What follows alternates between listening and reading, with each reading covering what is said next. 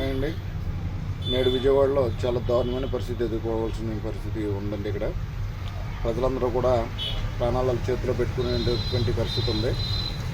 ఇక్కడ బయట చూడండి సార్, చూపిస్తాను.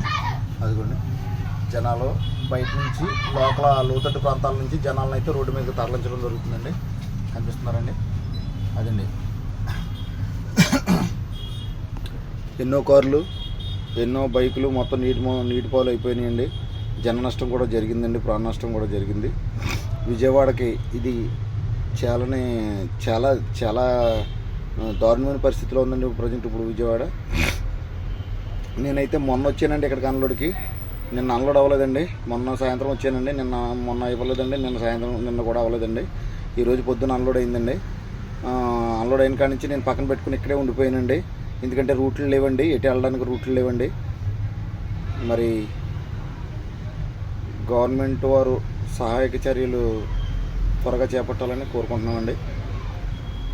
చాలా మటుకు అందుతున్నాయండి చాలామంది స్వచ్ఛందంగా కూడా వెళ్తున్నారండి.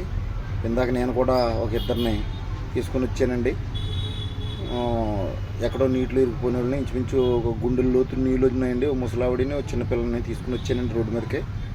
బట్ అప్పుడు నేను సింగిల్గా వచ్చానండి. మా బాబు కూడా వచ్చి ఉంటే కనుక వీడియో తీయిందును. మనం చేసి చెప్పుకోకూడదండి. కాకపోతే నేను ఒక్కడనే వచ్చానండి ఇక్కడికి. ఇంకా చేద్దామని ఆశ ఉందండి. కానీ నీటి మట్టం పెరిగిపోతూ ఉందండి. నాకు కూడా భయంగానే ఉందండి. అందుకనే నేను రోడ్డు మీద ఇప్పుడు ఇందాక ఇక్కడ పెట్టేసరికి నీళ్ళు ఏమి లేవండి. ఇప్పుడు నీళ్ళైతే మళ్ళీ ఇక్కడ కూడా చేరినాయి. బళ్ళు కూడా బయటికి వెళ్ళే పరిస్థితి అయితే లేదండి. చూద్దామండి ఏంటి ఏం జరిగినా కానీ దేవుడి మీద భారం వేసి ఉండటమేనండి. ఈ రోజుకైతే బళ్ళు అయితే విజయవాడ దాటి ఏ లారీ కూడా బయటికి రాదండి నాకు తెలిసి. హైవేలో అయితే పోవచ్చు. మేము విజయవాడ సిటీలో ఉన్నాం కాబట్టి సిటీలోంచి ఏ బండి కూడా రోడ్డు మీదకి వచ్చే అవకాశం లేదండి ఖచ్చితంగాను. అదండి.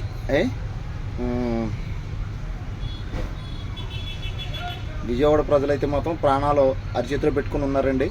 లోతట్టు ప్రాంతాల్లో బతికెట్టే వాళ్ళంతా కూడా ఇంతవరకు ఎప్పుడు ముంపుకి గురి కాని ఏరియాలు కూడా మునిగిపోయినాయండి. ఎక్కడ చూసినా రోడ్ల మీద ఒక 6 feet 7 feet వాటర్ పోతూ ఉంది. కాబట్టి లారీలు అవి నడిచే విధానం అయితే లేదండి. చాలా కార్లు, చాలా బైకులు చాలా మట్టుకి నీటిలోనే ఉన్నాయండి. టాప్ లెవెల్ వరకు మునిగిపోయి ఉన్నాయి. ఇలాంటి పరిస్థితుల్లో లోతట్టు ప్రాంతాల్లో నివసిస్తున్నటువంటి ప్రజలందరినీ కూడా తీసుకొచ్చి ఇలా రోడ్డు మీద నిలబెట్టేస్తున్నారండి. మన రక్షక దళం కూడా చాలా యాక్షన్ తీసుకుంది, త్వరగానే యాక్షన్ తీసుకుంది. యువత కూడా చాలా ముందుకు వచ్చిందండి. ఇక్కడ విజయవాడలో యువత కూడా అందరికీ కూడా సాయం చేశారండి. అలాగే మేము ఇందాక 10 మంది ఒక చోట ఉన్నారంటే మేము ఒక 4-5 కుర్రాళ్ళం బయలుదేరి వెళ్ళి మేము కూడా కొంచెం సాయం చేయడం జరిగింది. కానండి ఎంతవరకు అంటే మేము అంతకాడికి చేయలేమండి. ఎందుకంటే ఏరియా మనకు తెలియదు. లోకల్ బాయ్స్ అయితే చేయగలరండి. అదే మనం ఏరియా మనకు తెలియదండి. వరదలో ఈతగాడు కూడా పనిచేయలేడండి. ఈత వచ్చినంత మాత్రాన మనం ఏం చేయలేమండి. వరదను తట్టుకోలేం కదండి. వరద తట్టుకోలేమండి, నిజంగా తట్టుకోలేమండి. అఫ్కోర్స్ అది ఆ ఏరియా తెలిస్తే ఎక్కడ రోడ్డు, ఎక్కడ గుంత, ఎక్కడ ఇది అనేది తెలుసున్న వాళ్ళు అయితే వెళ్ళొచ్చండి. అయినా కూడా ఒక ముసలావిడి చంటిబిడ్డ ఉన్నారన్న ఇది మీద మేము వెళ్ళామండి. 3 ముసలోళ్ళు, దగ్గర ఒక 5 చిన్నపిల్లలు. అంటే మరీ చిన్నపిల్లలు ఏం కదండి, ఒక మిడిల్ ఏజ్ పిల్లలు, 11 నుంచి 18 సంవత్సరాల పిల్లలు.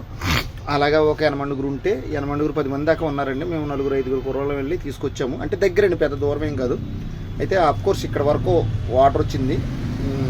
వెళ్ళి తీసుకుని వచ్చాము. వాళ్ళని భుజాల మీద ఎక్కించుకుని తీసుకొచ్చి వచ్చాము. సంతోషం, మనం చేయగలిగిన కాడికి చేసామండి. ఇంకా చేయాలని ఆశ ఉంది కానండి.